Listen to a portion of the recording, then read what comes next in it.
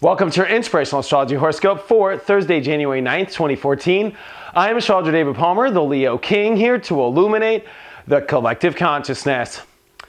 Well, we have really stepped into a powerful movie here, a new show in our lives, a new chapter, and it's getting, well, I don't want to say the word confusing, but it's getting intense. It's getting us to a lot of options. I think the universe has really dropped the hammer down on us in the last 3 days, and especially in the last 24 hours as this Mars-Jupiter square really came into effect today. It's almost like the universe has pushed us into more dramatic stories, more intensity with relationships, more intensity with really karmic, synchronistic, weird events that, you know, in the middle of a cardinal cross, in the middle of a Venus retrograde, in the middle of a new age dawning, in the middle of a Saturn Scorpio. I mean, this is all just so unique to be able to live through this time and to feel this, that there's this thin veil that I feel that Spirit has unveiled to us here on Earth, that we're really in a very multidimensional universe now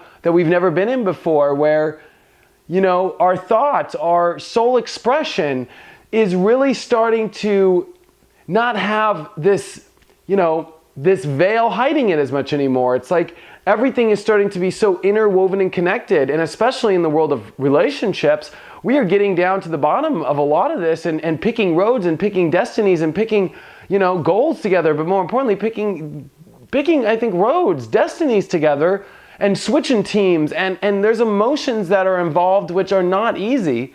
You know, all this energy in Capricorn is opposing Jupiter, and these are not going to be easy calls. You know, Capricorn teaches and praises no emotion. You know, the only way you can become a businessman is, you know, being able to fire, you know, 1,000 employees and then go back to lunch and, you know, get back to work. And we're all having to make some choices in our relationships and our destinies, and these are stories, these are chapters that we're rewriting in our life. And our emotions are not going to be able to make every person happy. They're not going to be able to make everything perfectly comfortable.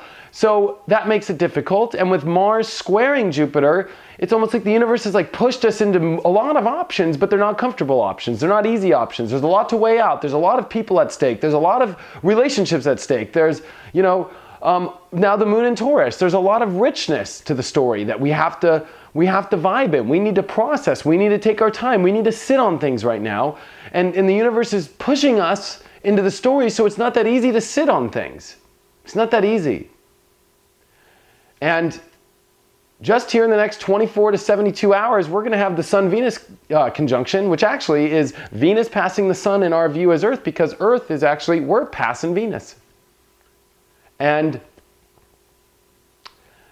I'm telling you, these are karmic, very powerful events. These are not normal.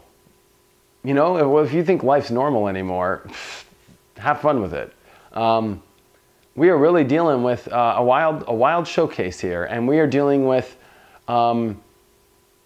extreme new chapters, you know, that kind of have come out of nowhere. But if you just take a look back at your life over the last 6 months of 2013, I mean, it was destined to be this way. I mean, navigating through those last 6 months of 2013 were very weird and different, and we're popping our heads off into the ocean, and here's these new stories. It's like, and they could be bringing up past people, past circumstances in new ways, and it could be like all interwoven, so weird. Like it's taken all the characters in your movie of your previous life that you've been living and really putting them in different suits and different character modes and different relationships and switching everything around, and you're just like watching a movie and you don't know where it's going to lead, and it's dramatic and it's intense. It could be a horror movie, it could be a comedy, it could be, I mean, it's every area of your emotions that are involved.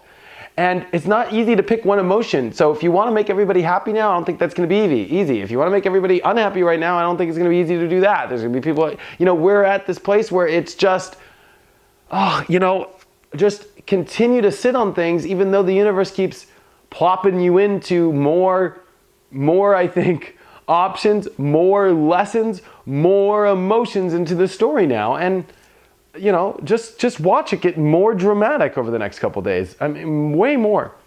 This weekend really brings it on.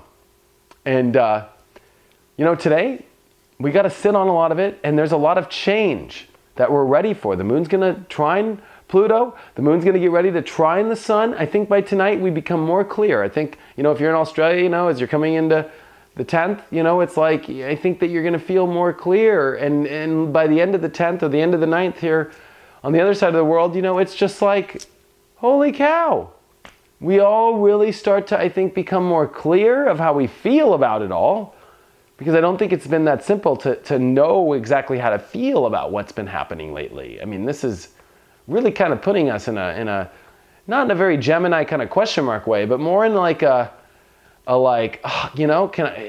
should I do this or should I do this? What road do I take? These all roads look good, but we're going to have to dig down to our truth. Saturn in Scorpio and the moon in Taurus are also with the nodes, and this is the nodes chapter ending. We've been in a north node and a south node of Scorpio Taurus now for over a year, and this chapter is about to close, and the moon's coming into this area, and we need to really kind of turn in our orders here of what we deeply want and what values we're ready to let go of, and that's kind of why I think this story is so dramatic at the same time as the nodes ending in these spots.